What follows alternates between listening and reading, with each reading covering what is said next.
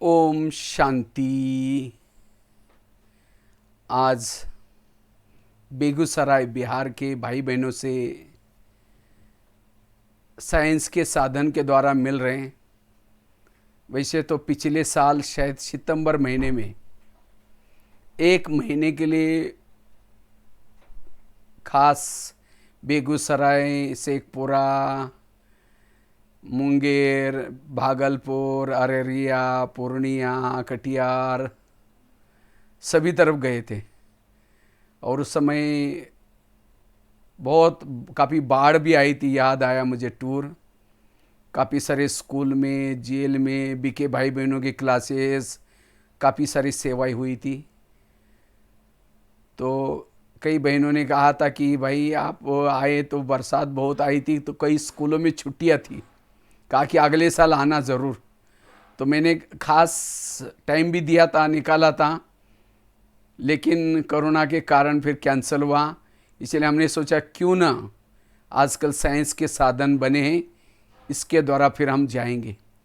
इसीलिए आज खास इस साइंस के साधन के द्वारा आपके पास आ रहे हैं। सामने मैं बैठा हूँ, जैसे लग रहा है कि मैं एक पानी का खड्डा था, उसमें से निकल करके सेंटर पर पहुँचा हूँ। पिछले साल बहुत बड़ा वहाँ की सेंटर के सामने था। तो बाकी तो आज का बहुत सुंदर विषय है, अंतिम समय का पुरुषार्थ।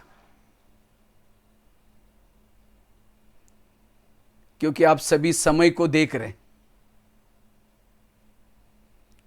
समय कैसा चल रहा है। बाबा ने कभी मुरलियों में कहा था, एक समय आएगा आप घर से बाहर भी नहीं निकलेंगे, क्योंकि बाबा सब जाना ना रहे, सब जानता है। और वही ऐसा समय आया।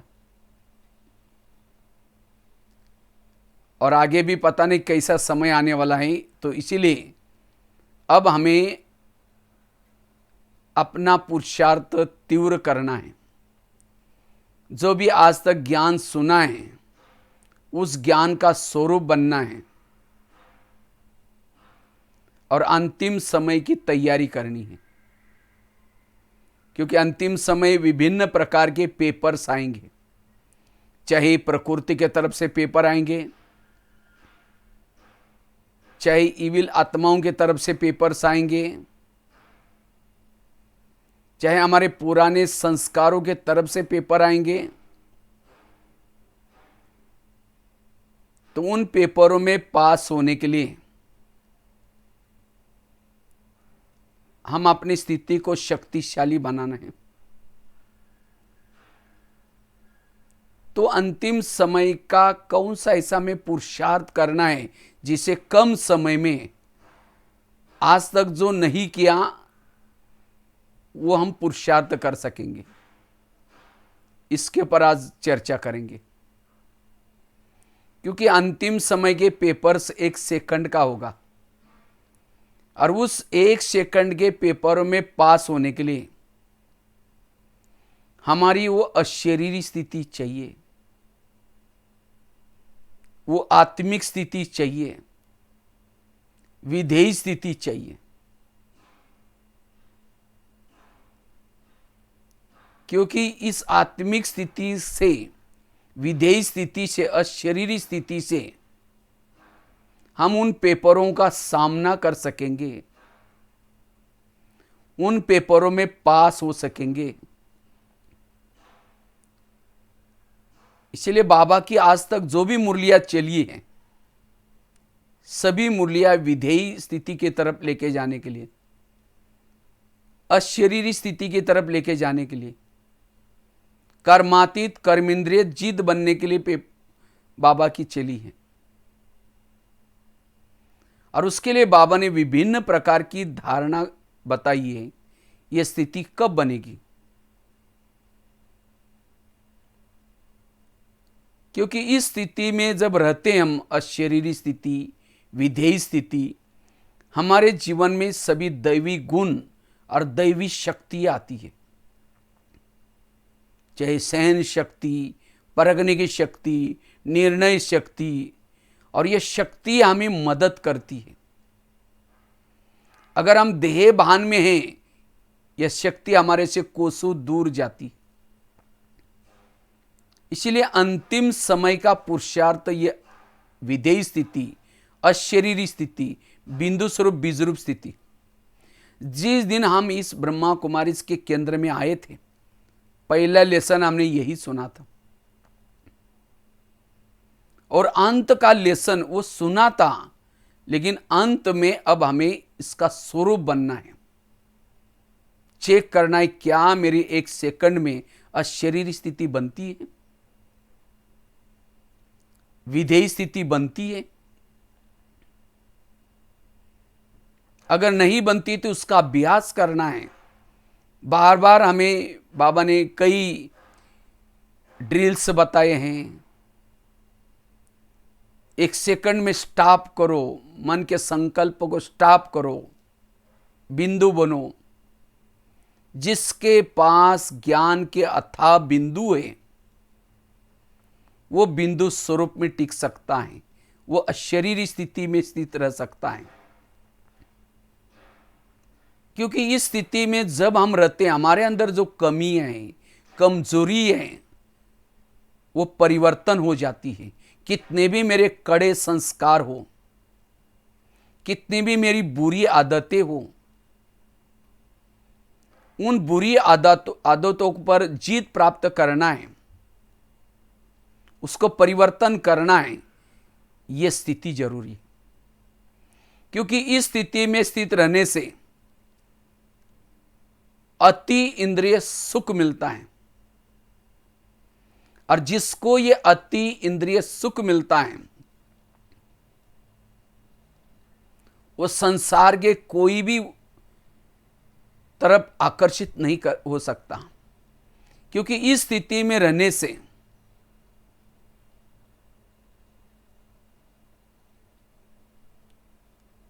हमारे आत्मा की जन्म जन्मांतर की जो प्यास है, प्रभु मिलन की प्यास है, वो बुझ जाती है। क्योंकि इस स्वरूप में टिकने से हम सदा परमात्मा से कनेक्ट रहते हैं।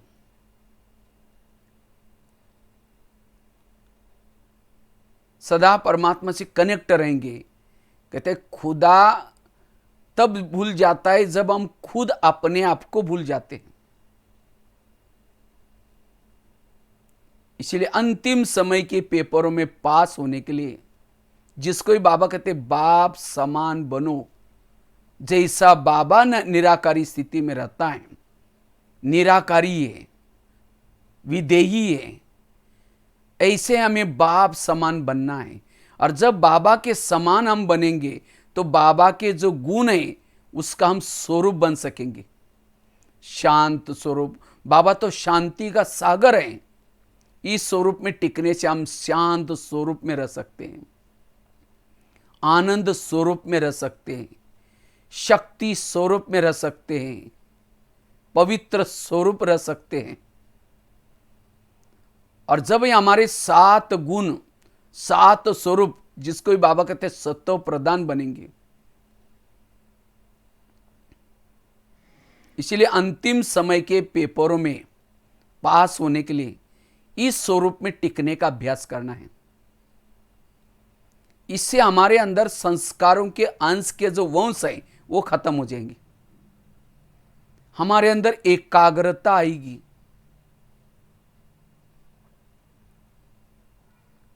सहन शक्ति आएगी। कई कहते हैं मुझे सहन ही नहीं होता, पता नहीं मुझे अभी भी गुस्सा आता है। बाबा ने आज भी मुरली में कहा ना, काम विकार तो है लेकिन क्रोध भी कोई कम नहीं है, क्रोध भी शत्रु है। इसलिए आसुरी अवगुण, जिसको बाबा ने कहा लड़ाई करना, झगड़ा करना, ये आसुरी अवगुण नहीं होने चाहिए। उस किसके अंदर आते हैं? देह भान वालों के अंदर होते हैं। इसलिए देही अभिमानी, आत्माभिमानी, अशरीरी स्थिति में रहना, इससे हमारे अंदर दैवी गुण और दैवी संस्कृति आएगी। इसलिए चलते फिरते इस स्वरूप में टिकना है। बाबा ने कहा था एक मुरली में, बच्चे तुम्हारे साथ मेरा प्यार था, तुमने बहुत भक्ति की, इसलिए मेरा तुम्हारे साथ प्यार था, इसलिए मैं तुमसे मिलने के लिए आया। बाबा का स्वरूप है निराकार, तो भी तुम्हारे से मेरा प्यार था, इसलिए मैंने अपना रूप बदला और रूप बदल करके तुम्हारे जैसे ब्रह्मा के तन में साकार में आया और तुम्हें सारा सृष्टि का आदि मध्य अंत का ज्ञान का डमरू बजा बजा करके बताया। किसी लिए? तुम्हारी बुद्धि ऊपर लगाने के लिए। अब तुम्हारा मेरे से प्यार है, मैंने इतना तुम्हें पढ़ाया समझाया, अगर तुम्हारा अब मेरे से प्यार है, अब तुम क्या करो, मेरे को मिलने के लिए ऊपर आओ। लेकिन उसको मिलने के लिए परमात्मा जैसा है वैसा रूप धारण करना पड़ेगा। अब कई तो क्या करते हैं, परमात्मा से मिलना चाहते हैं, घंटों तक बैठना चाहते हैं, लेकिन टिक नहीं सकते। क्यों? क्योंकि अपने स्वरूप में नहीं टिकते, और अपने स्वरूप में नहीं टिकते, इसलिए परमात्मा का वो निराकार स्वरूप बुद्धि के सामने आता ही नहीं है, इसीलिए ज्यादा समय टिक नहीं सकते। इसीलिए हमें ये मेहनत करनी है सारा दिन, चलते फिरते मैं आत्मा हूं, सामने वाली आत्मा है, मैं आत्मा इन आंखों के द्वारा देख रही हूं, कानों के द्वारा सुन रही हूं, मैं आत्मा हूं। जैसे ब्रह्मा बाबा ने शुरू में ये मेहनत की, और इसी मेहनत से बाबा कर्मातीत बने, कर्मेंद्रिय जीत बने और इतना ऊंचा पद प्राप्त किया। ये पहला लेसन और अंत का लेसन यही है। यही हमारा अंतिम समय का पुरुषार्थ होना चाहिए, आत्मा का पुरुषार्थ। क्योंकि इस स्वरूप में टिकने से वायुमंडल अच्छा फैल जाएगा, आंखें खुली है, कान खुला है, देखते हुए भी न देखने की अवस्था बनी रहेगी। यह अवस्था जैसे सूर्य के समान है। गीता में कृष्ण अर्जुन को कहता है, हे अर्जुन अब तुम सूर्य बनो, सूर्य। इसी तरह इस अंतिम समय हमें सूर्य की स्थिति में स्थित रहना है। सूर्य की स्थिति में स्थित रहने से, बिंदु स्वरूप अशरीरी विधेय स्थिति में रहने से सूर्यवंशी में आएंगे। क्योंकि इस स्थिति में माया की चाल नहीं चल सकती। माया कोई भी प्रकार से आपके ऊपर वार नहीं कर सकती। कब? जब हम इस स्वरूप में टिकते हैं। देह भान में आने से माया के कीटाणु जागृत हो जाते। इसीलिए हमें इस स्वरूप में, अपने स्वरूप में, जैसा हमारा ओरिजिनल स्वरूप है उसमें टिकना है। और इस स्वरूप में टिकने से हमारी बुद्धि कहीं भी प्रभाव में नहीं आएगी, सिवाय परमात्मा के कहीं भी प्रभाव में नहीं आएंगी। बुद्धि का ना झोंका होगा, ना लगा होगा, ना बिखरा होगा, ना टकरा होगा। इसलिए इस स्वरूप में हमें टिकना है। जितना इस आत्मा के स्वरूप में, अशरीरी स्वरूप में टिकते हैं, हमें किसी के भी दोष भी दिखाई नहीं पड़ेंगे, सब अच्छे नजर आएंगे। इतना ही नहीं, हमारा संकल्प पर कंट्रोल आएगा, सभी इंद्रियों पर कंट्रोल आएगा। और जिसकी इंद्रियां कंट्रोल में है, संकल्प कंट्रोल में है, उसके व्यवहार में बदलाव दिखाई पड़ेगा कि ये माता बड़ी अच्छी है, ये भाई बहुत अच्छा है। क्यों? वो आत्मिक स्वरूप में रहता है, उसकी इंद्रियां उसके वश में है, इसलिए उससे गलतियां नहीं हो रही, रूहानियत नजर आएगी। और वही देवताओं के समान उसकी चाल चलन बनेगी। उनका संपर्क सबको प्यारा लगेगा। इसीलिए बाबा कहते ये पुरुषार्थ करो, ये अंतिम समय का पुरुषार्थ है। इस स्थिति में रहने से आंखें खुली है, कान खुला है, देखते हुए भी न देखने की अवस्था बनी रहेगी। संकल्प में बल आएगा, वाणी में बल आएगा, दृष्टि में बल आएगा। एक जगह पर बैठे भी आप विश्व में वायुमंडल फैला सकेंगे। शक्तिशाली वाइब्रेशन फैला सकेंगे।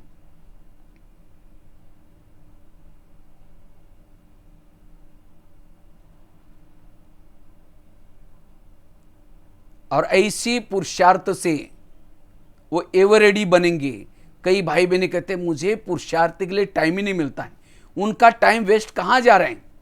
वो देह भान में है, इसलिए उनका टाइम वेस्ट हो रहा है। देह भान वाला योग में बैठा है तो भी उसका टाइम वेस्ट हो रहा है, क्योंकि योग में बैठा है तो भी उसको सारा दिन जो देखा सुना वही याद आएगा। ध्यान में बैठने के बाद ध्यान भटकेगा, देह भान में है, उसको अपमान की फीलिंग होगी। और जो आत्मिक इस स्वरूप में है, अशरीरी विधेयी स्थिति में, वो मान अपमान निंदा स्तुति में भी समान रहेगा। मुझे लगता है इस लॉकडाउन में जो मुरलियां चल रहे हैं, जैसे कि वर्तमान समय अनुसार मुरलियां चल रहे हैं। कितना मुरली, हर मुरली में, आज के मुरली में भी कई बार बाबा ने कहा बच्चे आत्माभिमानी बनो।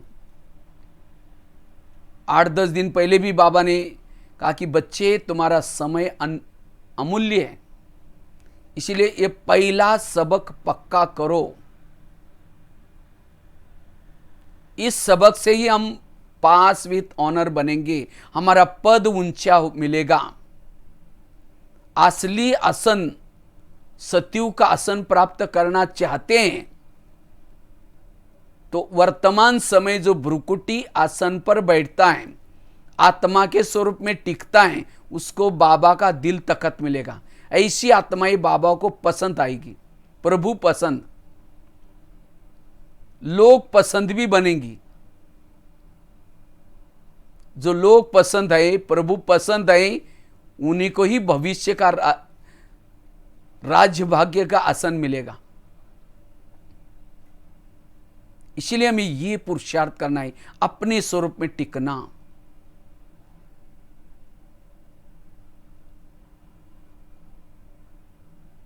इसे योग सहज हो जाएगा, सेवाएं भी अनेक आपके पास आएगी।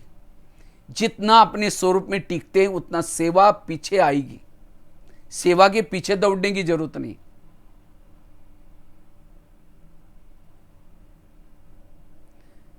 जिसे बताया, इस स्वरूप में टिकने से हम संस्कारों से बच सकते हैं। आज कई भाई बहनों को कहते पता नहीं मैं इतना दिन से ज्ञान में चल रहा हूं, पता नहीं फिर भी मेरा ये संस्कार नहीं बदल रहा है, दिल शिकस्त हो रहे हैं। वो संस्कार क्यों नहीं बदल रहे हैं? क्योंकि देह के भान में।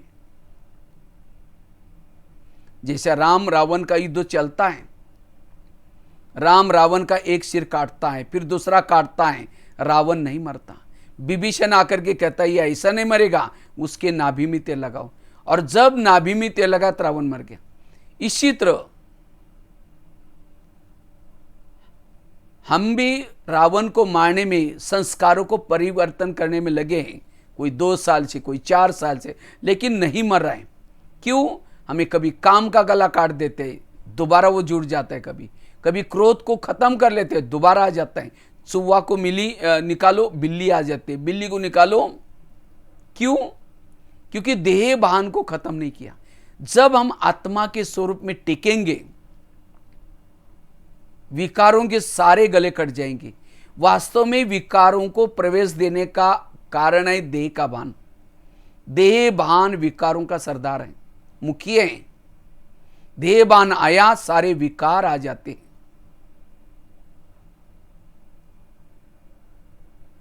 इसीलिए ये मेहनत हमें करनी है। ये है अंतिम समय का पुरुषार्थ।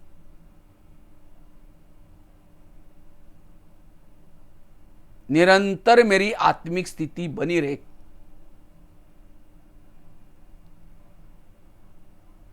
ये टोटल जो ज्ञान है, विस्तार जो बाबा ने कर्मों का ज्ञान, ड्रामा का ज्ञान जो हुआ, ये जो विस्तार किया किसी लिए आत्मिक स्वरूप में टिकने के लिए। हमने इतना विस्तार सुना तो भी आत्मिक स्थिति नहीं है। वो ज्ञान केवल शून्य तक है। जब ज्ञान का हम स्वरूप बनेंगे तब जाकर के ये आत्मिक स्वरूप बनेगा। धारणाओं का स्वरूप, योग स्वरूप। बाबा ने कहा 4 सब्जेक्ट हैं, ज्ञान युक्त, योग युक्त, धारणा युक्त और वही निरंतर सेवाधारी, निरंतर योगी। जैसा उसका कि उसका सेवा का लंगर लगा हुआ है। जो आत्मा के स्वरूप में टिकता है उसके बाद सेवा की लंगर लगी है। इसलिए अपने इस स्वरूप में टिकने का अभ्यास, स्वयं की स्थिति को शक्तिशाली बनाना, उसका आधार है आत्मिक स्वरूप।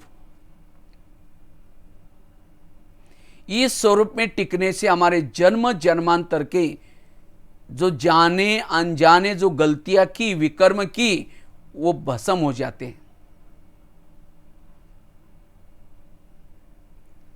ऐसे स्वरूप में टिकने से हम कर्म योगी बन सकते हैं, योगयुक्त रह सकते हैं निरंतर। इसलिए बाबा ने 4 सब्जेक्ट रखे, ज्ञान, योग, धारणा और सेवा। ये 4 सब्जेक्ट का सार भी है निरंतर आत्मिक स्वरूप में टिकना। और ये स्वरूप में टिकने से हमारा वोरा बढ़ता जाता है। और जिसका वोरा पावरफुल है उस वोरे के अंदर कोई भी नेगेटिव बातें नहीं आ सकती। और जिसका जितना वोरा ज्यादा है उतना उसका राज्य भी बड़ा होगा।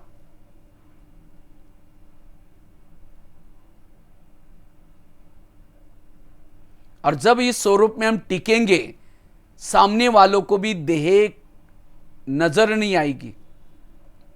एक दिन ऐसा मैं गुलजार दादी के पास गया था तो दादी जी को एक प्रश्न पूछा।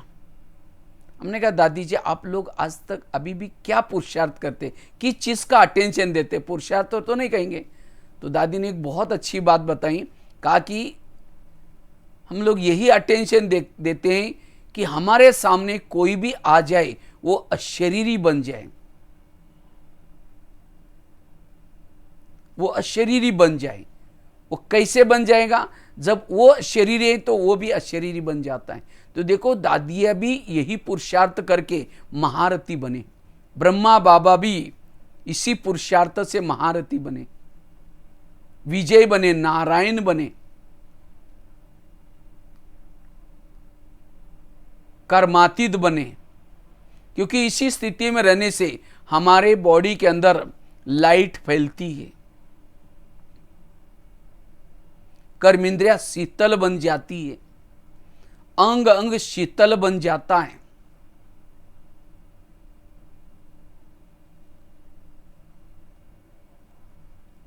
और ये संस्कार हमारे सत्युग में जाएंगे। सत्युग में भी हमारा अंग अंग शीतल होगा, कोई कर्मेंद्रिया वहां चंचलता नहीं करेगी।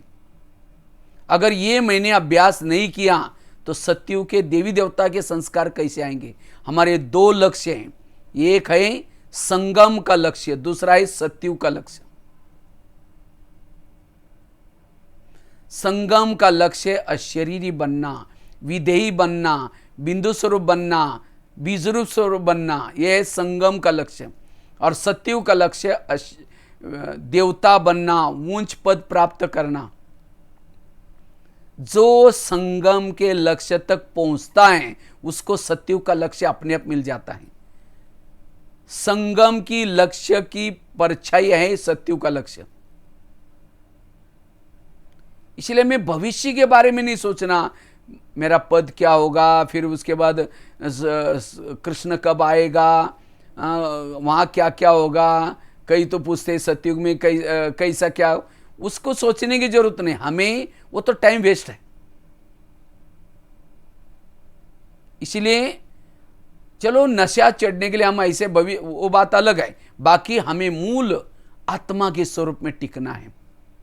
जैसे कोई कॉलेज का बच्चा किताब सामने ले करके क्या कहता है, अब मैं पास हो जाऊंगा, इतनी परीक्षा पूरी हो जाएगी तो मैं फिर पास हो जाऊंगा, फिर नौकरी करूंगा, फिर उसके बाद शादी करूंगा, फिर विदेश घूमने के लिए जाऊंगा। फिर वो पढ़ाई नहीं पढ़ रहा है, भविष्य के ख्यालात में मस्त है और वो फेल हो गया, सारे ख्यालात उसके कैंसल।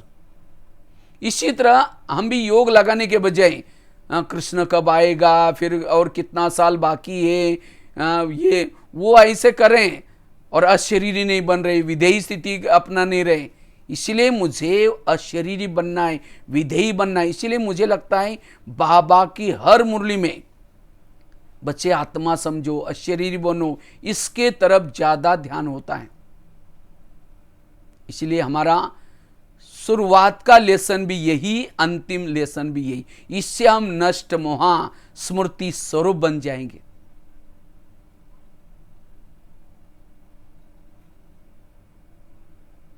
ये है हमारी पावरफुल स्थिति। और जब ये सुख मिलता है, अतीन्द्रिय सुख आत्मा के स्वरूप में, अंदर से आत्मा गाती है, पाना था सो पा लिया, मुझे कुछ नहीं चाहिए। इस स्वरूप में टिकने वाली आत्माओं के सामने कोई सोना डाले, चांदी डाले, कहे कि मुझे कुछ नहीं चाहिए। जैसे कोई जिलेबी खाता है, उसके सामने मुरी रखो, मुरमुरा, कहेगा नहीं नहीं मुझे मुरमुरा नहीं चाहिए, इतनी अच्छी चीज खाई। वो भरपूर है, संपन्न है, संपूर्ण है। इस स्वरूप में टिकने से संपन्नता और संपूर्णता आएगी। इसी स्थिति से हमारी फरिश्ता स्थिति बनेगी। हमारी मन बुद्धि हल्की रहेगी, क्लीन क्लियर रहेगी। इसलिए ये पुरुषार्थ करना है। लेकिन ये स्थिति मेरी सदा बनी रहे, उसके लिए क्या करें? मेरी सदा ये शरीर के अंदर, भ्रुकुटी के अंदर आत्मा की स्थिति बनी रहे, उसके लिए कुछ बातों का पुरुषार्थ जरूरी है। सबसे पहली बात है, हमें सारा दिन निरहंकारी होकर के रहना है। निरहंकारी वाला ही इस स्वरूप में टिक सकता है। जैसे आज भी बाबा ने कहा, कई तो क्या करते हैं, सेंटर पर घमासान करते, धूम चक्कर मचाते, मुझे पूछा ही नहीं, इसको पूछा, मुझे नहीं पूछा, मैंने इतना किया। ये पूछ पूछ की पूछ अभिमान है।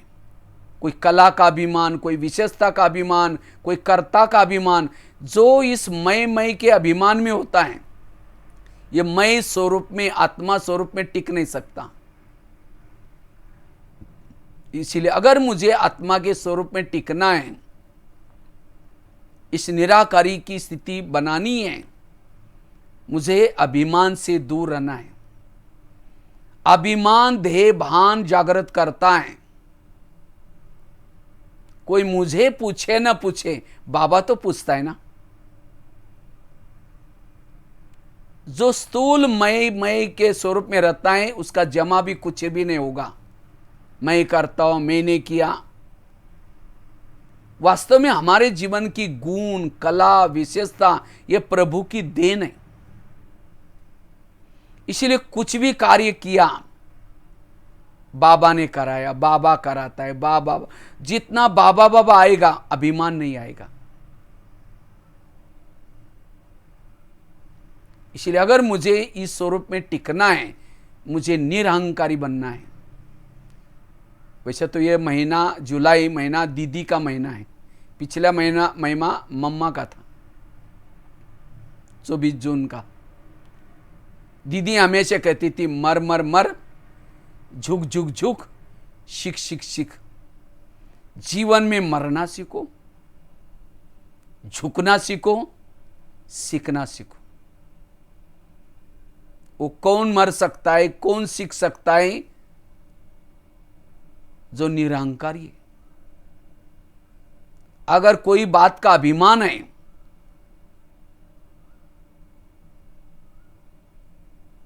वो किसी से सीखेगा भी नहीं। अरे मुझे सब कुछ पता है, मैं सब कुछ जानता हूं। इसे सीखने की क्या जरूरत है? अंत तक सीखना है। मुझे अचानक जानकी दादी की याद आई। कभी कभी हम दादी जी को मिलने के लिए जाते थे, तो हंसा बहन बाजू में बैठी रहती थी। कहते दादी ये कौन है पता है? भगवान भाई है, ये कभी कभी बहुत क्लास कराता है दादी। तो दादी कहते थे अच्छा अच्छा बताओ बताओ आज क्या सुनाया। मैंने कहा दादी हम तो क्या सुनाते, आप जो सुनाते वही हम बातें। नहीं नहीं नहीं बताओ बताओ। बराबर माइक पकड़ा करके कान में लगा करके बताओ आज क्या पॉइंट सुनाया आपने। मैं सोचता था दादी के अंदर कितनी सीखने की भावना। दादी के पास कोई ज्ञानामृत आता था, पत्र पुष्प आता था, जो भी मैगजीन्स आती थी, सब चीजों को दादी बड़े ध्यान से पहले पन्ने से लास्ट तक पढ़ती थी। सीखना यह है। इसीलिए दादी हमेशा कहती मैं कौन, मेरा कौन। इसीलिए हमें चेक करना है कहीं मुझे अभिमान तो नहीं आता। अभिमान वालों को अपमान की फीलिंग होती है। अभिमान वालों के संकल्प बहुत तेजी से चलते हैं, और जिसके संकल्प व्यर्थ चलते हैं, एनर्जी वेस्ट हो रहे हैं, वो कभी भी आत्मा के स्वरूप की अनुभूति नहीं कर सकता। वो कर्म योगी नहीं बन सकता। वो औरों के दोष ही देखेगा। जिसने उसका अपमान किया उसके बारे में ही सोचेगा। उसके लिए नफरत आएगी, घृणा आएगी। इसलिए मुझे अंतिम समय के स्वरूप में टिकना है। मुझे निरहंकारी होकर के रहना है। निरहंकारी वाला अंत में विजय बनेगा। पांडवों ने इतना बड़ा युद्ध किया, उसमें तो विजय वो बन गए, लेकिन लास्ट में विजय होने के बाद भी वो हार गए। कैसे हार गए? कहते पांडव अंत में पहाड़ी पर गए, और उस पहाड़ी का नाम था मेरू पर्वत। 5 पांडव, द्रौपदी, कुत्ता, और पहाड़ी सीधी थी। लेकिन कहते उस पहाड़ी पर वही चढ़ सकता था जो सत्य ईमानदार है। जब जा रहे थे तो चलते चलते द्रौपदी गिर गई। आगे गया नकुल गिर गया, सहदेव गिर गया, भीम गिर गया, अर्जुन भी गिर गया। केवल कुत्ता और युधिष्ठिर स्वर्ग में गए।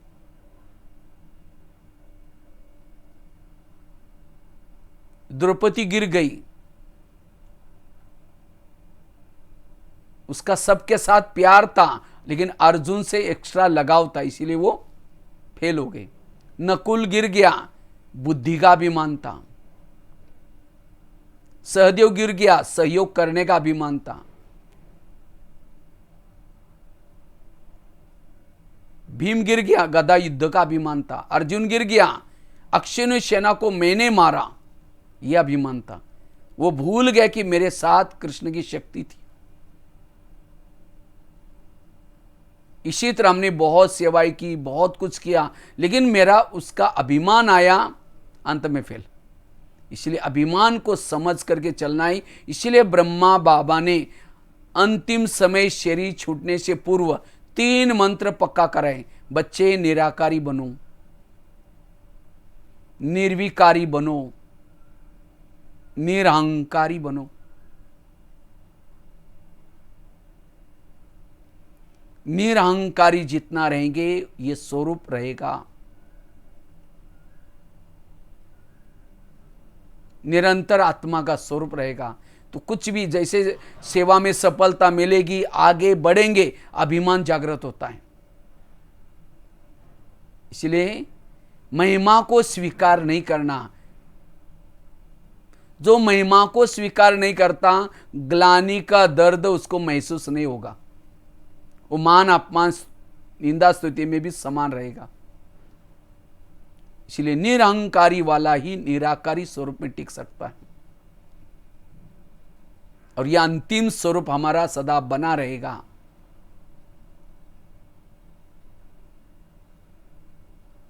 दूसरी बात है, अगर मुझे इस स्वरूप की अनुभूति करनी है, अपने संकल्प को कम से कम चलाना है। जितना संकल्प को कम चलाएंगे, पॉजिटिव चलाएंगे, उतना यह स्वरूप बनता जाएगा। पता ही नहीं चलती हमारी संकल्प की कैसी लीकेज हो रहे। कई है बिके, ज्ञान में चलते, योग करते, पवित्रता का पालन करते हैं, लेकिन उनका चेहरा देखो तो मारा पड़ा हुआ है। चेहरे में ना खुशी है ना शक्ति है। क्यों? अंदर कोई ना कोई टेंशन है, निगेटिविटी है। केवल ब्रह्मचर्य का पालन करना यह भी संपूर्ण पवित्रता नहीं है। संपूर्ण पवित्रता अर्थात कोई भी प्रकार की निगेटिविटी ना हो, नहीं तो उस पवित्रता की ऊर्जा वेस्ट हो जाएगी। इसीलिए संकल्पों को बचाना। बाबा ने जितना भी हमें एक ज्ञान सुनाया है, ड्रामा का ज्ञान, कर्मों का ज्ञान, जो हुआ अच्छा, ये सारा ज्ञान संकल्प को बचाने के लिए। इतना सारा ज्ञान होने के बाद भी फिर भी हमारा ये संकल्प दिया, ऐसा क्यों? आज की मुरली में भी था, ड्रामा के ऊपर विश्वास है, क्यों क्या यह नहीं होगा। मन चुप रहेगा, no question, no correction, no quotation, no opposition, मन चुप। और जिसका मन चुप है वो अशरीरी में है, वो विधेयी स्थिति में है, वो लगन में मगन है। लगन में मगन वही रह सकता है जो आत्मिक स्वरूप में रहता है। ये गीत है ना, यही कही बाबा नजर नहीं आते। नजर किसको नहीं आते? देह भान वालों को नजर नहीं आते। वास्तव में निगेटिव सोचने से, ज्यादा सोचने से देह भान आता है, जिसको ही कहते तनाव। तनाव, तन में आना। कौन आता है? जो ज्यादा सोचता है, व्यर्थ सोचता है, व्यर्थ बोलता है, वो तन में आता है।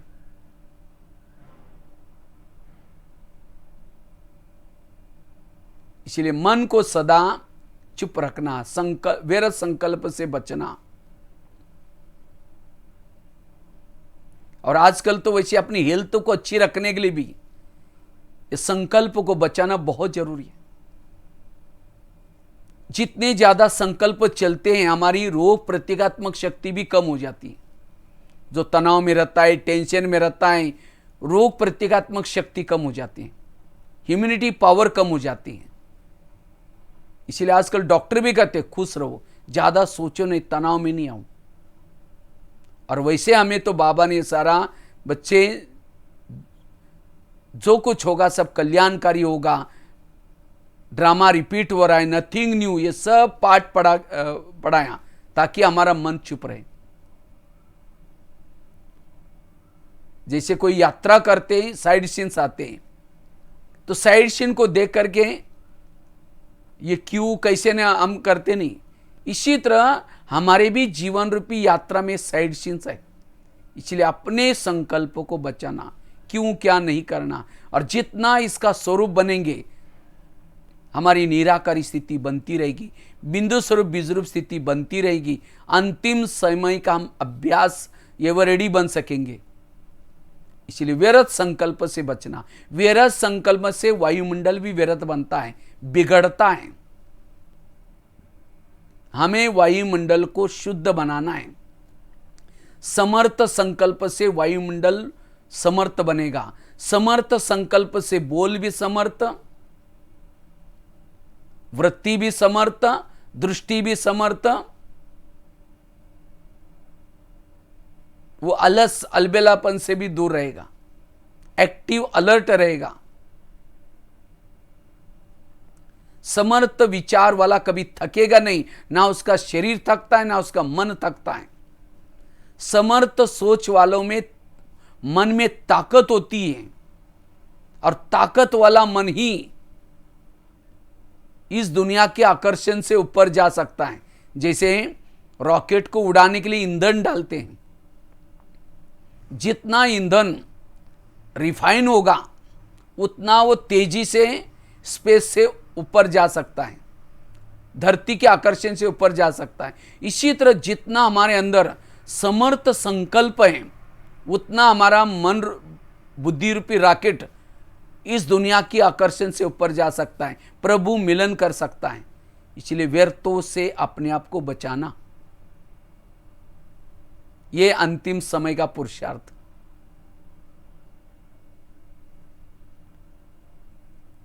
कई कहते हैं मेरे को और कुछ नहीं, जब यह तंग करता है, विघ्न डालता है, समस्या पैदा करता है, तब मेरे न चाहते हुए संकल्प चलते हैं।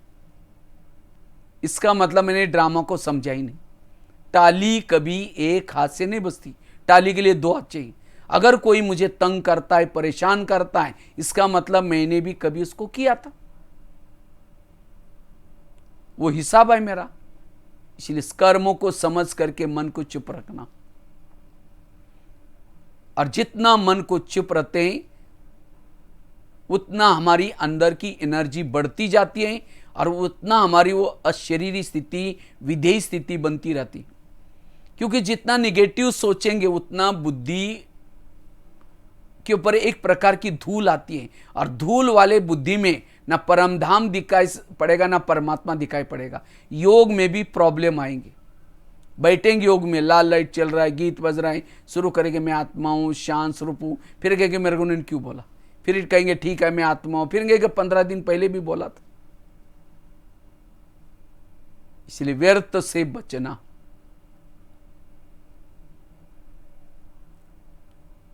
तब जाकर के हमारी अशरीरी बिंदु स्वरूप आत्मिक स्थिति बनेगी। तीसरी धारणा है, अगर हमें अंतिम स्वरूप को अनुभव करना है, अंत में पास होना है,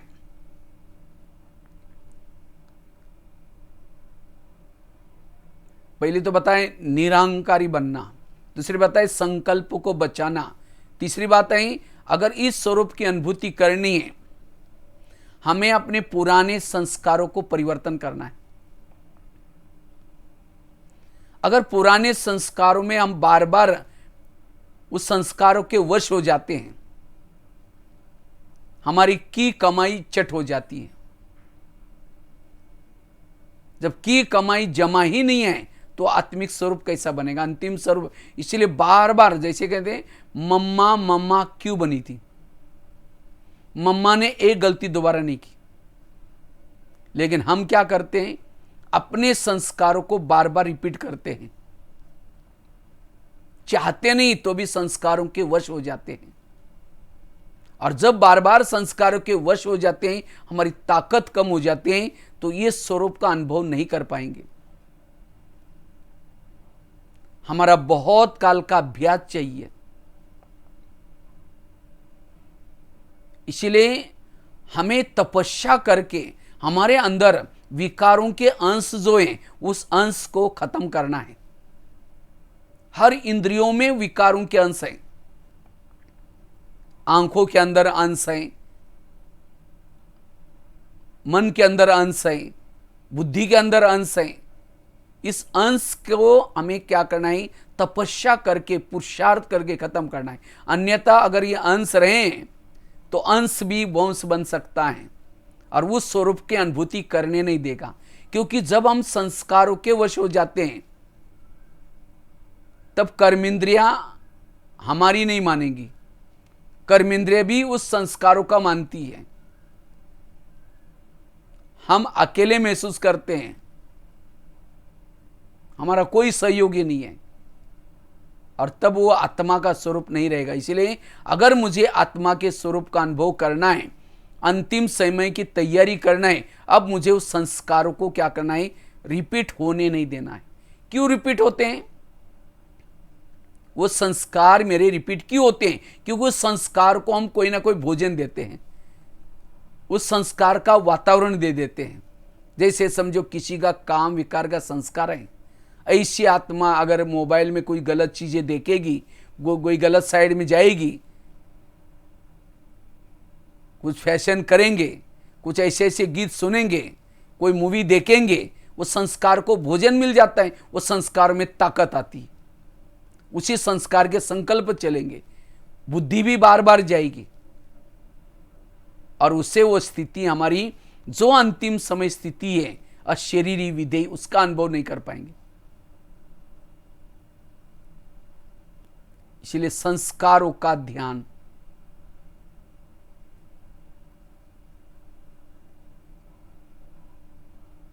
चौथी चीज है, अगर हमें अंतिम समय की तैयारी करनी है, इस अशरीरी का अनुभव करना है, हमें एक दूसरे के दोष देखना, अवगुण देखना, इसको इधर उधर वर्णन करना, इसको छोड़ना है। क्योंकि ये समय किसी के दोष देखने का नहीं है, किसी के अवगुण देखने का नहीं है। ये समय है स्वयं को परिवर्तन करने का, ये समय है चिंतन करने का, आप आत्मा का चिंतन करने का, अपने बारे में सोचने का।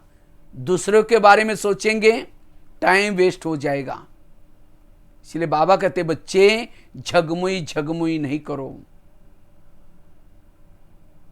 पर चिंतन नहीं करो। अगर पर चिंतन करेंगे वो आत्मा की कमाई भी एनर्जी वो भी नष्ट हो जाएगी, खत्म हो जाएगी। इसलिए अब मुझे अपना चिंतन करना है, जिसको बाबा कहते हैं साक्षी होकर के रहो। हर आत्मा का अपना अपना पार्ट है, हर आत्मा अपने जैसा जिनको पार्ट मिला हुआ है, स्क्रिप्ट मिला वैसे पार्ट बजा रहे। इसीलिए हमें दूसरों को देख करके व्यर्थ चिंतन करके अपना टाइम वेस्ट नहीं करना है। अन्यथा ये जो हमारा ये स्वरूप है, पर चिंतन करने वाला, औरों को देखने वाला आत्मदर्शन नहीं कर सकता, अपना दर्शन नहीं कर सकता। अगर मुझे अपना दर्शन करना है, आत्मा को देखना है, इसलिए मुझे इस पर चिंतन को छोड़ना है। फलाना ऐसा है, ये ऐसा है, योग में बैठेंगे वो आत्मा दिखाई नहीं पड़ेगी, वही बातें याद आएगी। जिसको बाबा कहते हैं अंतर्मुखी बनो। अंतर्मुखी अर्थात स्वयं का चिंतन, मैं कितनी महान आत्मा हूं, पूरे कल्प में मेरा हीरो पार्ट रहा, अब मुझे रिटर्न जर्नी वापिस जाना है। कितना मेरा भाग्य है, स्वयं बाबा मुझे पढ़ा रहे, सर्व संबंधी बनाए। ये अपना चिंतन, फलाने ये करता है, वो ऐसा करता है, अगर वो करेंगे ये चिंतन नहीं चलेगा। वो चिंतन से आत्मा की एनर्जी लॉस्ट हो जाती है, और ये अपना चिंतन करने से आत्मा में एनर्जी आती है, ऊर्जा आती है। इससे अंतिम समय की तैयारी होती है। इसलिए पर चिंतन से बचना। इसलिए आज भी बात रुटना, रोना, झगड़ना, ये कौन कर सकता है? जो पर चिंतन करता है। इसलिए पर चिंतन से बचना। जितना चिंतन करेंगे वो आत्मा का स्वरूप का अनुभव कर सकेंगे।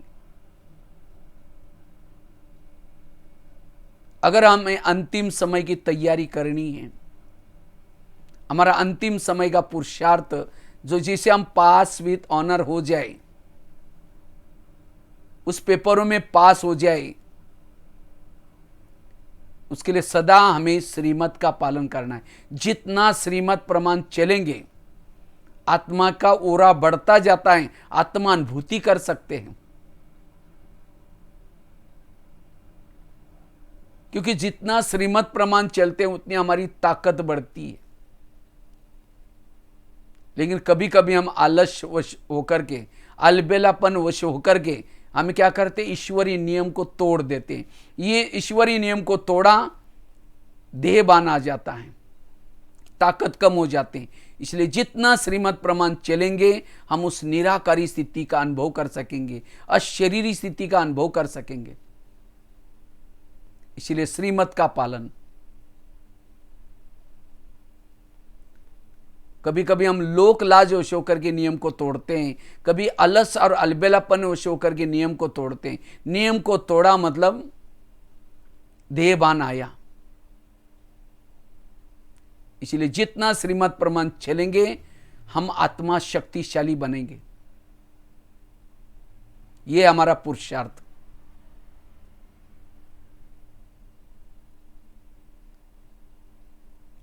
अंतिम समय के पेपर में पास होने के लिए, यह अशरीरी का अनुभव करने के लिए, विधेय स्थिति का अनुभव करने के लिए योग तपस्या।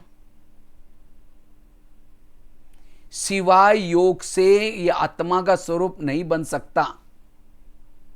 जैसे बैटरी डाउन हो जाती है उसको चार्जिंग करते हैं, इसी तरह हमें युगों युगों में, सतयुग में, त्रेता में, द्वापर में, कलयुग में जन्म लेते लेते हमारी जो आत्मा की बैटरी थी वो डिस्चार्ज हो गई और इसके कारण देह भान आया। अब उसको चार्जिंग करना है, उसका इलाज है योग। इसलिए आज भी बाबा ने कहा कि कई महारथी हैं, ज्ञान सुनाने में तो होशियार हैं लेकिन योग में कच्चे हैं, योग में फेल है। इसलिए हमें योग करके अपनी बैटरी को चार्ज करनी है। जितना योग लगाएंगे उतना वो स्वरूप बनेगा और इस स्वरूप से अंतिम समय के पेपरों में पास हो जाएंगे। इसलिए खास ये लॉकडाउन का जो समय हमें मिला हुआ है, ये हम लकी हैं, हमें ये चांस मिला हुआ है। इसलिए इस चांस को हमें क्या करना है, बोरिंग नहीं होना, टाइम वेस्ट नहीं करना, लेकिन अपना प्लानिंग बना करके पुरुषार्थ करो। क्योंकि इतना दिन तो बहाना करते थे, बच्चे स्कूल में जाते हैं, दुकान खोलना पड़ता है, तो इसलिए अब हमें ये पुरुषार्थ करना है। हमें योग तपस्या करनी है, साधना करनी है, और जितना साधना करेंगे, तपस्या करेंगे, हमारा वो अशरीरी का अनुभव, विधेयी स्थिति का अनुभव होगा और आने वाले कैसे भी विपरीत पेपरों में हम स्थिर रह सकेंगे, विजय बन सकेंगे। इसलिए योग तपस्या, लेकिन योग को भी हमें मनोरंजन बनाना है। अलग अलग स्वरूप का अभ्यास, अलग अलग विजनों के अभ्यास, अलग अलग स्थितियों के अभ्यास, सर्व संबंधों का अनुभव।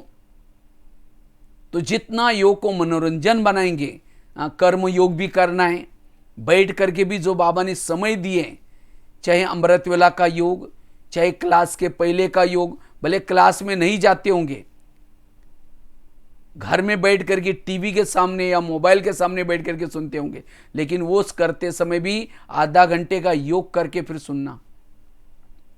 नहीं, ऐसा नहीं घर का खाना बनाओ, काम करो और रोज मुरली सुनो, ये तो बहुत अच्छा है, फिर आगे तो जाने की जरूरत नहीं, लेकिन नहीं, ये तो हमें मजबूरी के कारण साधन मिले हैं। जैसा माहौल ठीक हो जाएगा, लॉकडाउन खुल जाएगा, जैसे पहले हम सेंटर पर जाते थे फिर से जाना है, क्योंकि संगठन से बल मिलता है, ताकत मिलती है। इसलिए अब हमें क्या करना है, ऐसा नहीं समझना कि बहनें तो देख ही नहीं रही, मैंने मुरली सुनी या नहीं सुनी। हाँ, मैंने देखता हूँ कि कई बहनें क्या करती हैं, कहते हैं कि आप अपने जो यूट्यूब से सुनते हैं तो क्या करो, वो चैट बॉक्स होता है उसके अंदर ओम शांति दीदी जी करके या ओम शांति बाबा लिखो तो पता चलेगा कौन कौन जुड़ा हुआ है, मुरली कौन कौन सुन रहे हैं। तो ये भी आपकी हाजिरी लगेगी। पढ़ाई जरूरी है, जितना ये 3 चीजें करेंगे, अमृत वेला अच्छा करेंगे, क्लास के पहले योग करेंगे सवेरे सवेरे, और साथ में मुरली ध्यान से सुनेंगे, ये 3 चीजों से हमारा आत्मिक स्वरूप बन जाएगा। और सवेरे सवेरे जिन्होंने ये 3 चीजों को अच्छा किया है वो सारा दिन आत्मिक स्वरूप में रहेगा। और आत्मिक स्वरूप में रहने वाला पहाड़ की समान समस्या भी आएगी, उसको राई बना देगा, रुई बना देगा। लेकिन ये आत्मिक स्वरूप बनाने के लिए 3 चीजों की मेहनत करनी है। अमृत वेला की मेहनत, क्लास के पहले मुरली सुनने से पहले आधे घंटे का योग, और साथ में ईश्वरीय महावाक्य ध्यान से सुनना। भले उसको डायरी में भी नोट करो। मैं तो हमेशा अपने पास पैड रखता हूं, और उस पैड के अंदर अच्छी तरह स्केच पेन से मुरली का एक एक महावाक्य जो अच्छा लगा उसको नोट करता रहता हूं। तो जरूर क्लास के पहले योग करने से आपको मुरली की पॉइंट को कैच करने की अच्छी एकाग्रता आएगी। और सवेरे ये 3 चीजें करने वाला इस आत्मिक स्वरूप में टिकता है। फिर सारा दिन में हमें क्या करना है? जो शाम का नुमा शाम का योग, रात को सोने से पहले योग, ट्रैफिक कंट्रोल, ये नियम पालन करने से सहज ही हम आत्मिक स्वरूप में टिक से। और जो आत्मिक स्वरूप में टिकता है, इस संसार में रहते हुए भी संसार से पार है। उसका ध्यान और मन, शरीर यहां चल रहे हैं, शरीर काम कर रहे हैं, लेकिन ध्यान और मन परमात्मा साजन के पास लगा रहेगा, परमात्मा के पास लगा रहेगा। इसलिए हमें अपनी स्थिति को पावरफुल बनाने के लिए क्या करना है? ये योग तपस्या के पर ध्यान देना है। और जितनी तपस्या करेंगे ये अशरीरी स्थिति आएगी। लेकिन वो विधि पूर्वक योग, ऐसा नहीं कि योग में बैठेंगे, मन एक तरफ आए, बुद्धि एक तरफ आए, और केवल टाइम पास वाला योग किया, फिर योग में बैठेंगे, फिर एक झुटका लगा देंगे, फिर देखेंगे और 5 मिनट बाकी है, फिर योग करेंगे। ऐसा नहीं, विधि पूर्वक अटेंशन रखना है कि मेरा ध्यान कहीं भटक तो नहीं रहा है। और ध्यान वही भटकता है जहां कोई लगा हुआ है या झुका हुआ है। इसलिए बुद्धि से बात करो, ये बुद्धि तुम कहां गई, तुम बाबा से बात करो। इसी तरह तपस्या। तो इस तरह से, वैसे तो बहुत सारी बातें हैं अंतिम समय की तैयारी करने के लिए। अंतिम समय का यही पुरुषार्थ है, अशरीरी बनना, विधेय स्थिति का अनुभव करना, बीज रूप बिंदु स्वरूप बनना। और इसी स्थिति के द्वारा हर प्रकार की समस्या का हम समाधान कर सकेंगे।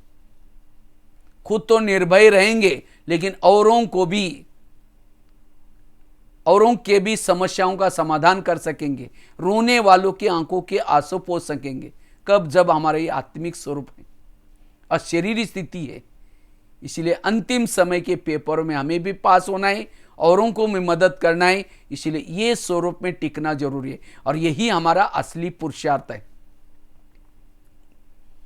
और उसके लिए धारणा कुछ बताई। एक तो संकल्पों को कम चलाना, पर चिंतन की बातों से बचना, बाबा के श्रीमत का पालन करना, अमृत वेला का योग अच्छा करना, जो बैठक योग को अच्छी तरह करना। ये कुछ धारणा करेंगे तब जाकर के हमारा ये स्वरूप आएगा। इसलिए हमें सदा मेरा ये आत्मिक स्वरूप बना रहे, इसके ऊपर अटेंशन, इसके ऊपर ध्यान देना है। इसलिए बाबा ने खास तो ड्रिल बताई थी, 5 स्वरूपों का अभ्यास करो। बीच बीच में 5 स्वरूपों में स्थित रहना है। हर घंटे में बाबा ने कहा कि इसका अभ्यास करो। आदि स्वरूप, मूल स्वरूप में क्या थे? मैं आत्मा। उसके बाद देवता का स्वरूप, पूज्य स्वरूप, ब्राह्मण स्वरूप और फरिश्ता स्वरूप। और लास्ट में तो बाबा ने कहा केवल फरिश्ता स्वरूप का अभ्यास करो। फरिश्ता और साथ में आत्मा का स्वरूप, ये ड्रिल। इसलिए हमें युक्ति से क्या करना है? इस स्वरूप में टिकना है। और जितना इस स्वरूप में टिकेंगे, आपकी इस स्वरूप में टिकने वालों के जीवन में कोई भी समस्या नहीं होगी, कोई भी प्रॉब्लम नहीं होंगे। वो हमेशा कहेगा मैं नो प्रॉब्लम, में कोई प्रॉब्लम नहीं है। भले प्रॉब्लम होंगे, लेकिन प्रॉब्लम उसको पता भी नहीं चलेंगे। उसके जीवन में आत्मिक स्वरूप में रहने वाला, उसके जीवन में तूफान आएंगे, लेकिन वही तूफान उसके लिए तोहफा बन जाएंगे, आगे बढ़ाने का साधन बन जाएंगे। इसलिए हमें मेहनत करके ये पुरुषार्थ करना है। ठीक है, बाकी तो बातें तो बहुत हैं, लेकिन इस स्वरूप में अगर अभ्यास करेंगे, अनुभव करेंगे, इसका हमने तो क्या किया था, हर घंटे में चार्ट लिखा था, हर घंटे में चार्ट लिखते थे। मैं आत्मा हूं, ग्राफिक चार्ट बनाया था। जैसे और एक मैंने अभ्यास किया था, जैसे पहले लेसन में बाबा ने सुना था शरीर गाड़ी है और आत्मा उसका ड्राइवर है। जैसे गाड़ी का ड्राइवर रात को सोने से पहले गाड़ी को गैरेज में लगाता है और गाड़ी के अंदर नहीं सोता, सोने के लिए अपने घर में जाता है, इसी तरह हमें भी इस शरीर रूपी गाड़ी को रोज क्या करना है, सारा दिन घुमा करके रात को गैरेज में लगाते हैं, बेड पर लगाते हैं। उस समय स्मृति करना, ये गाड़ी थी, आज सारा दिन इसे सेवा ली, अब मैं इसके गैरेज में लगा रहा हूं, और गैरेज में लगा करके कवर ढाक रहा हूं। जैसे ड्राइवर क्या करता है, कवर ढाकता है, गाड़ी को लॉक करता है, कवर ढाकता है, गाड़ी को नमस्ते करता है, अपने घर में अगर फ्लैट ऊपर है सीढ़ी से या लिफ्ट से जाता है और मम्मी पापा को समाचार सुनाता है, फिर सो जाता है। तो हमें भी क्या करना है, ये शरीर रूपी गाड़ी को गैरेज में बेड पर रखना है, बेडशीट कंबल डालना है, गाड़ी को नमस्ते करना है।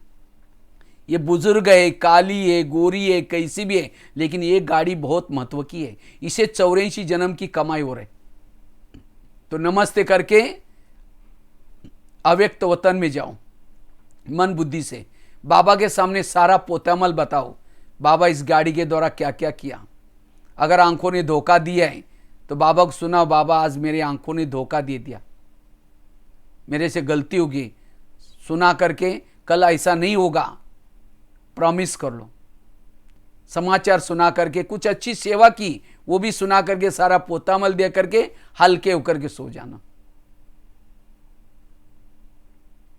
फिर जब दूसरे दिन उठेंगे बाबा याद आएगा, फिर ऊपर से जब नीचे आएंगे तो सारा दिन लगेगा मैं आत्मा रूपी ड्राइवर ऊपर से आया हूं, मैं आत्मा स्मृति रहेगी। शरीर का भान बिल्कुल भी न रहे, शरीर का भान न रहे। शरीर है क्या, जैसे कोई सोने का डब्बा है और सोने के डब्बे में कुछ लेट्रिन डाला हुआ है, खांसी करने पर जो कप निकलता वो डाला है, हड्डी मांस डाला हुआ है, और उस डब्बे को आपके हाथ में दिया और कहा कि इसको लेकर के सदा साथ में रखो, उसको बीच बीच में प्यार करो, चुंबन लो। क्या कहेंगे, नहीं नहीं नहीं नहीं, इसके अंदर क्या है हमको पता है, गंदा है, उसको ये करो, इसको तो फेंको, नजदीक नहीं रखेंगे। इसी तरह शरीर क्या है, शरीर में वही लैट्रिन भरा हुआ है, कप भरा हुआ है, हड्डी मांस भरी हुई है, और ऊपर से क्या है, चमड़ी है, चमड़ी सोने जी जैसे गोरी गोरी, लेकिन अंदर क्या है, वही लैट्रिन भरा हुआ है, कप भरा हुआ है, हड्डी मांस भरे हुए हैं। इसीलिए बाबा कहते बच्चे ऊपर का रूप नहीं देखो, लेकिन अंदर क्या है। इसीलिए परसों कहा ना बाबा ने, कई बार आंखें धोखा देते हैं, उसको देखते रहो, उसको कुछ गिफ्ट दो, उससे बातें करते रहो, देह भान। इसीलिए हमें, हमारा प्यार किसी के देह से नहीं है, वो गोरा है, दिखने में अच्छा, उसी प्यार नहीं, आत्मा से प्यार है। तो जिससे प्यार है उसको देखो, न कि बॉडी को। अब समझो कोई घर में व्यक्ति आए हैं, आपको आपके साथ बात करने के बजाय घर को ही देख रहा है, हाँ, तो कैसा लगे, अरे तुम आए हो मुझे मिलने के लिए, घर को देखने के लिए। इसी तरह हमें किसी को घर को देखना नहीं है, वो काला है या गोरा है, लेकिन जिससे मिल रहे हैं आत्मा, उसको देखना। ब्रुकुटी में खिड़की से देखो, ये मेरा आत्मा भाई है, मैं इनसे मिलने के लिए आई हूं, मेरा इनसे प्यार है, आत्मा हूं, आत्मा हूं। हमने तो जब भी ज्ञान में आए थे शुरू में, 11 साल स्कूल भी नहीं गए थे, 11 साल स्कूल में गए, उसके बाद रद्दी से डायरी लाते थे और फिर लिखते थे। तो एक बार ऐसा ही रद्दी में किताब मिला और उसी किताब से 2 साल ऐसे ज्ञान में चलते रहे। फिर बड़े शहर में गए तो वहाँ एक गीता पाठशाला मिली, पहली दिन गीता पाठशाला में गए थे, तो उसी दिन मुरली चल रही थी, बच्चे आत्मा समझो, आत्मा भी, पूरी मुरली आत्मा के ऊपर। तो मैंने क्या किया, बाहर आया और अपने हाथ पर लिख करके रखा है, हाँ, ये लिखा है शब्द, मैं आत्मा हूं। और हमने इस बात के ऊपर ज़्यादा थोड़ी सी मेहनत की। कहा मैं पहले पुलिस वालों से डरता था, कभी किसी से बात भी नहीं कर सकता था, क्योंकि गांव में रहता था, एकदम डरा सा रहता था, किसी को दो शब्द भी नहीं सुना सकता था। लेकिन इस एक अभ्यास से मुझे बहुत अच्छा निडर बना, काफ़ी सारी सहन शक्ति आई, बहुत सारा। तो मैं केवल ज्ञान नहीं सुनाया, लेकिन हमने इस बात के ऊपर ज़्यादा थोड़ा मेहनत की, और इसी एक मेहनत से बाबा ने बहुत मदद की। तो इसीलिए हमें ये मेहनत करनी है। जितना ये मूल अभ्यास करेंगे उतना मूल हमारे संस्कार अच्छे आएंगे, सहन शक्ति आएगी, किसी के कोई अगर आपकी बुराई करता है तो भी सुनने की ताकत आएगी। तो इसलिए ये आत्मा का अभ्यास हमें करना है, आत्माभिमानी बनना है। ठीक है। तो कंचन बहन को बहुत बहुत धन्यवाद, हमें सेवा का मौका मिला दिया, और भी सभी को हम जैसे सामने से देख रहे, तो बहुत अच्छा है।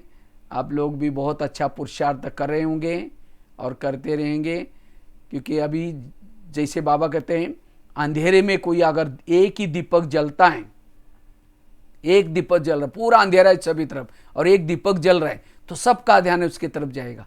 इसी तरह सेंटर पर हमें इस आत्मा के स्वरूप का अभ्यास जितना करेंगे, हमारा दीपक जग जाएगा, तब सभी का आकर्षण सेंटर की तरफ होगा। बुलाने की जरूरत नहीं, अपने आप खींचे हुए आएंगे। इसलिए हमें सेंटर का वायुमंडल अच्छा बनाना है, और वो वायुमंडल बनाने का आधार है ये आत्मा का अभ्यास। और इसलिए तपस्या का समय मिला हुआ है, तो तपस्या करेंगे, और सेवा अभी और बहुत सारी बढ़ेगी, 3-4 गुना सेवा ही बढ़ेगी। इसलिए अभी हमें तपस्या करनी है। तो लास्ट में हम थोड़ा सा ये आत्मा का अभ्यास करके कार्यक्रम पूरा करते हैं। सभी अपनी जगह पर कमर सीधी करके बैठेंगे।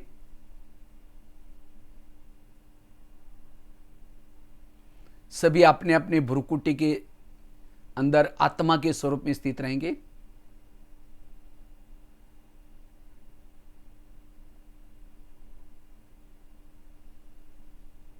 मैं आत्मा दोनों भ्रुकुटी के बीच में विराजमान हूं। मैं चैतन्य शक्ति हूं, महान आत्मा हूं, अजर अमर अविनाशी हूं। विभिन्न शरीर धारण करते हुए अब मैं इस अंत के शरीर में बैठा हूं। पूरा कल्प में मेरा हीरो पार्ट रहा। महान आत्माओं के संग में मुझे पार्ट बजाने का मौका मिला। अब मेरी रिटर्न जर्नी, अब ये युग परिवर्तन का समय है।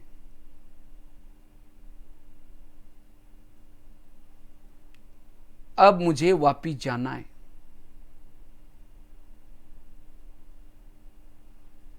ये शरीर मेरी एक डब्बी है, मैं आत्मा इसके अंदर चमकीला हीरा हूं।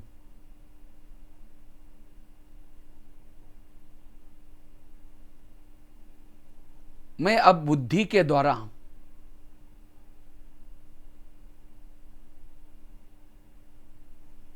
अपने अव्यक्त वतन की तरफ जा रहा हूं।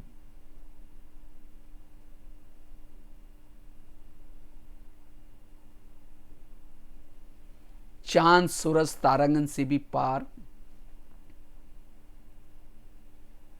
अव्यक्त वतन, जहां हजारों चंद्रमा जैसी शीतलता की लाइट है।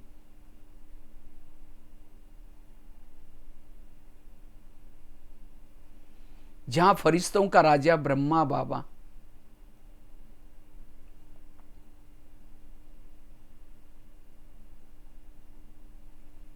मैं बुद्धि रूपी नेत्र के द्वारा उस दुनिया को देख रहा हूं। चारों ओर फरिश्ते ही फरिश्ते, आज फरिश्तों की जैसी महफिल लगी है।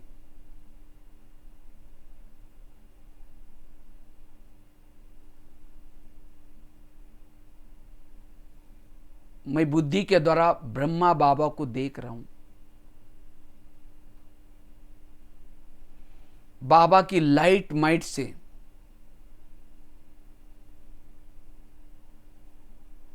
मेरा बुद्धि रूपी नेत्र क्लीन और क्लियर होता जा रहा है, एनर्जी आती जा रही।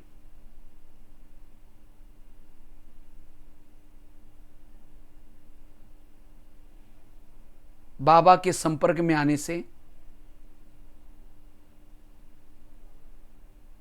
मेरा मन भी बिल्कुल हल्का होता जा रहा है।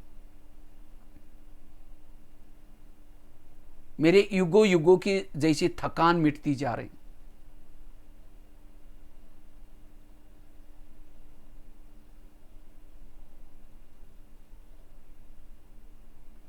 मैं सभी फरिश्तों से लाइट माइट ग्रहण कर रहा हूं।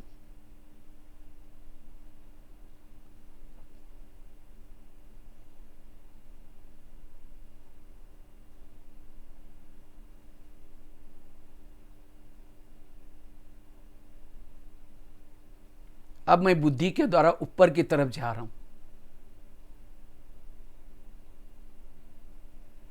अपने मूल वतन में जा रहा हूं।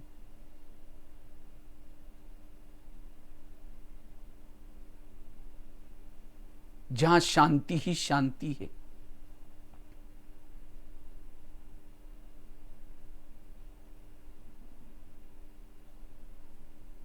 जैसे मैं मूल वतन में जाता हूं,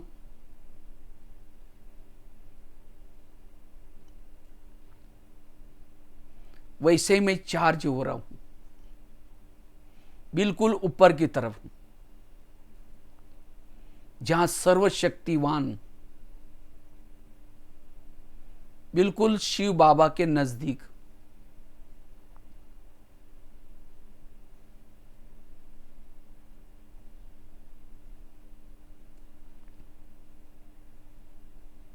जिस बाबा को देखने के लिए मेरी आंखें युगों से तरस रही थी,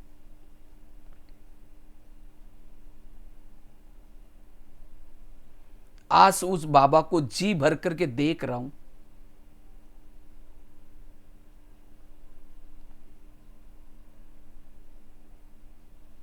ओ मीठे बाबा, आपने मुझे क्या से क्या बनाया। ज्ञान का डमरू बजा बजा करके अगम निगम के भेद खोले।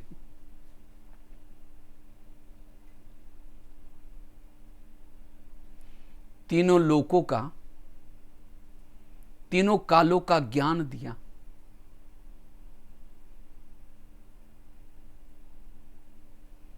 आपके इस उपकारों को कभी मैं भूल नहीं सकता हूं।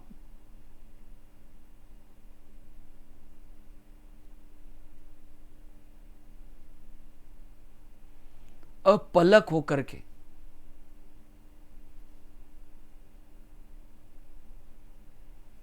वो सर्वशक्तिमान को देख रही हूं।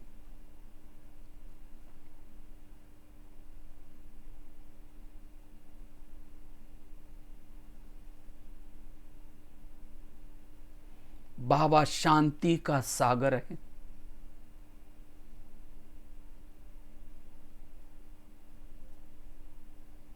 मैं शांत स्वरूप की अनुभूति करती जा रही।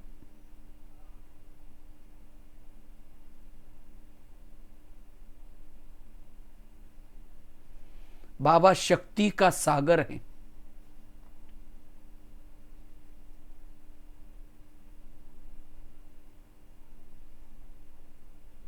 मैं शक्ति स्वरूप की अनुभूति करती जा रही।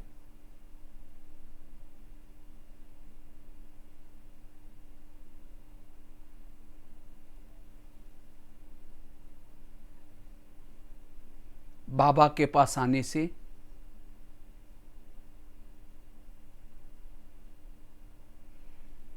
मैं अशरीरी विधेयी स्थिति की अनुभूति कर रहा हूं। ज्वाला स्वरूप बनता जा रहा हूं।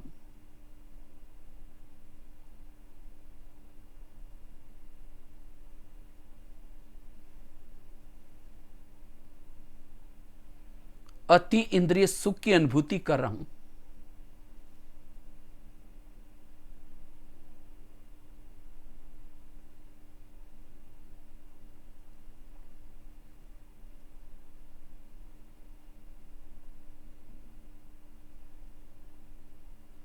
बाबा के सानिध्य से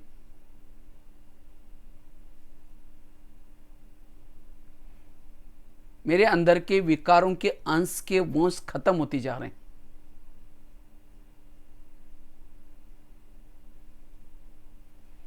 मैं समर्थ बनता जा रहा हूं।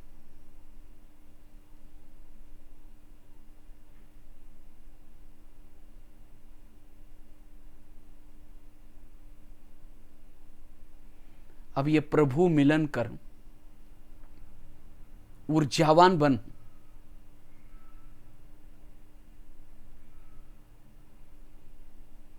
वापिस मैं धीरे धीरे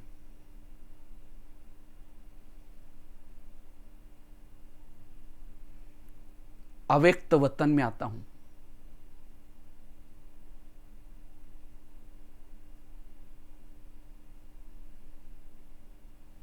ब्रह्मा बाबा जैसे मुझे स्मृति दे रहे,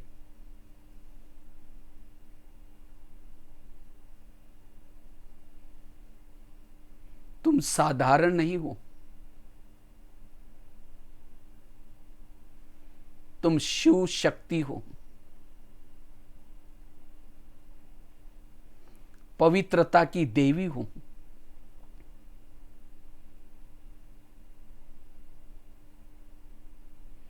भक्तों के इष्ट हो।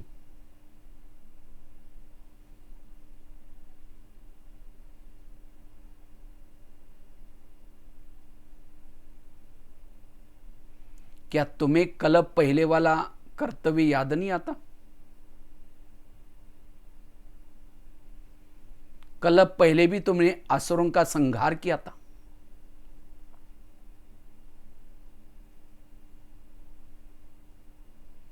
वह कर्तव्य करने का समय आ पहुंचा है।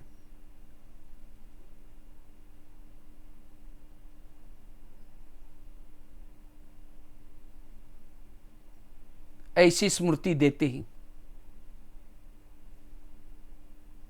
बाबा ने मुझे कहा, तुम्हारे पास ज्ञान की तलवार है, पवित्रता का कवच है,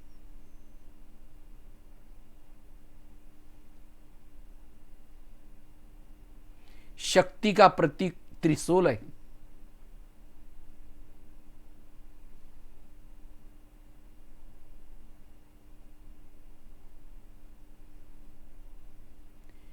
विश्व के परिवर्तन की जिम्मेवारी का ताज है।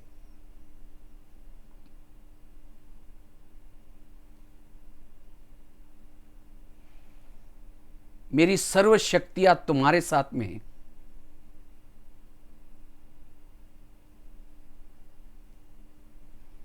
विजय का तिलक तुम्हारे मस्तक पर है।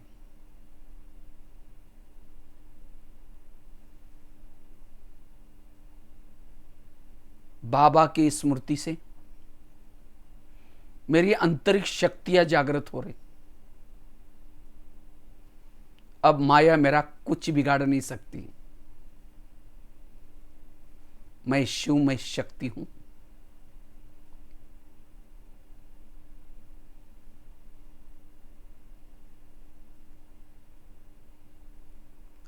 अब मैं भक्तों को सकाश देने के लिए अस्त्रों शस्त्रों को लेकर के जा रही हूं।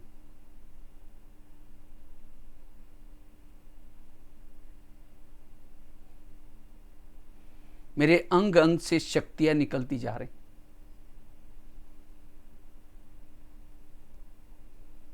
मैं आकाश मार्ग से धरती पर जाता हूं। मंदिरों में जाता हूं।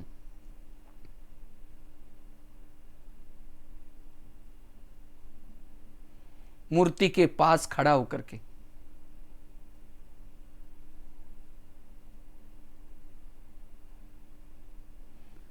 सभी को शक्ति देता हूं।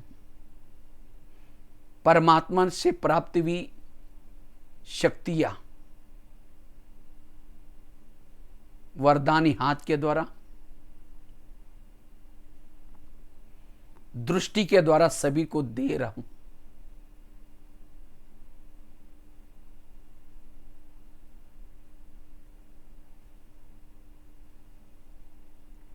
सबको संदेश दे रहा हूं।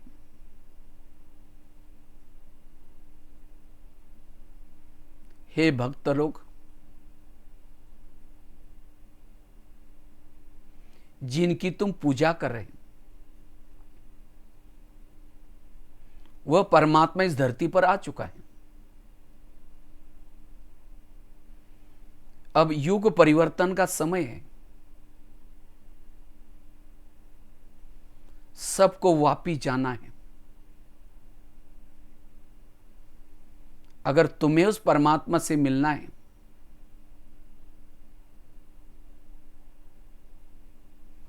तुम ब्रह्मा कुमारी आश्रम में जाओ।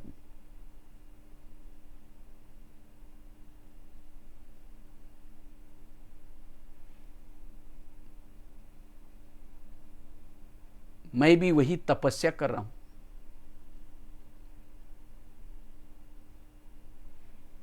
ये सोने का वक्त नहीं है। जागो। एक मंदिर से दूसरे मंदिर में, तीसरे मंदिर में,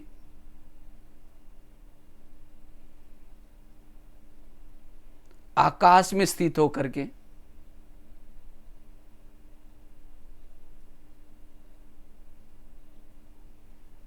कभी पहाड़ों पर स्थित होकर के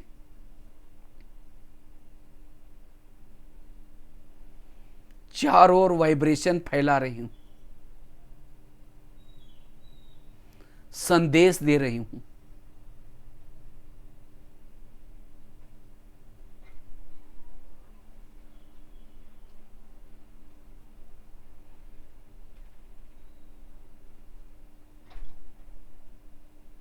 मैं शिव शक्ति हूं।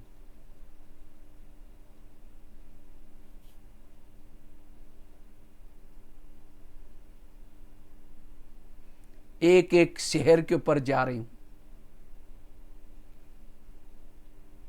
विदेशों के देशों में खड़ा होकर के सभी आत्माओं को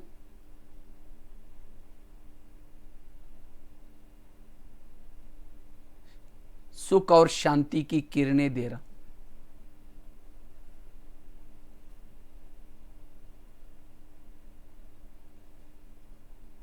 प्यारे बाबा, आपने मुझे क्या से क्या बनाया। इस विश्व परिवर्तन के कार्य में सदा समर्पित भाव होकर के सेवा करूंगी।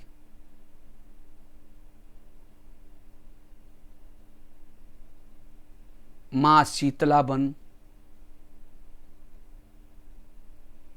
शीतलता की किरणें फैलाऊंगी।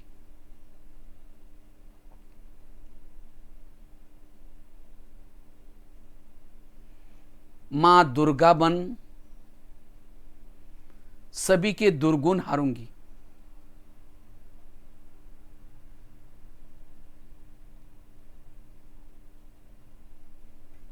मां गायत्री बन सभी को गीता का ज्ञान गा गा करके सुनाऊंगी। मैं शिव में शक्ति हूं, विजयी हूं।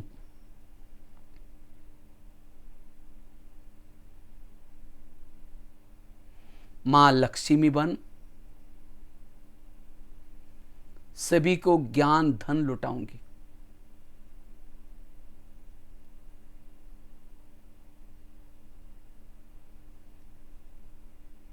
अब मैं बेहद की वैरागी हूं। इस संसार में मेरा कोई नहीं है।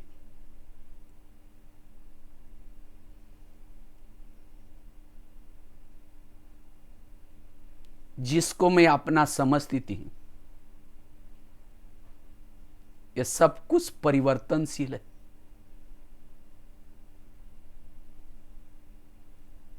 अब मुझे वापिस जाना है।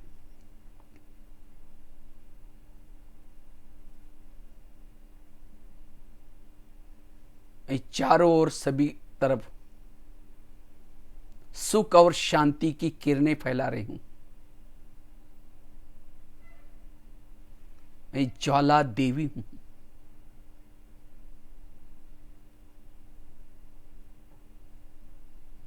धीरे धीरे मैं अपने अस्त्र शस्त्रों को समेट करके साधारण ब्राह्मण रूप में आती हूं।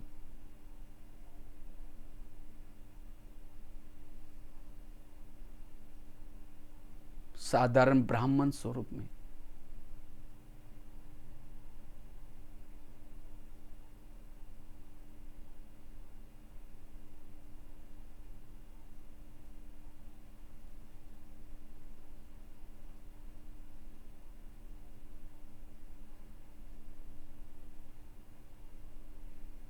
शुक्रिया बाबा।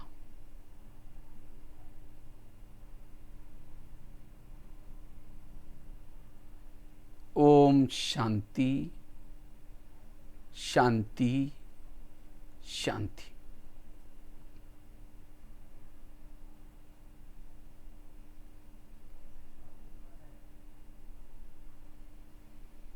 ओम शांति। तो सारा दिन इस विजन में भी रहेंगे, मैं शिव शक्ति हूं, तो कर्मों में भी योग लगा रहेगा, चाल चलन में भी बदल आएगा।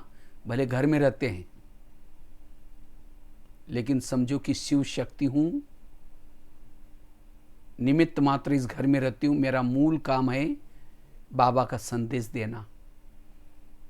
तो इसे भी सम्मान में रहने से आत्मिक स्थिति रहेगी, आपके चाल चलन में बदलाव आएगा, संस्कार भी बदल जाएंगे। तो ऐसे हमें रोज विजन ऊपर जाना बाबा के पास, पहले तो अव्यक्त वतन में जाना, बाबा से शक्तियाँ लेना, ऊपर जा कर के शिव बाबा से शक्ति लेना, प्रभु मिलन करना, फिर शक्तियाँ लेकर के आकर के विश्व में फैलाना, जिसको बाबा कहते सकाश देना।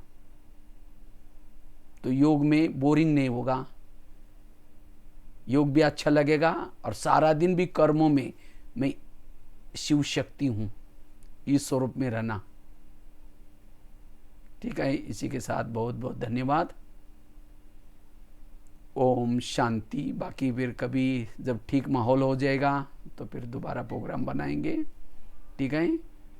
ओम शांति, ओम शांति, ओम शांति।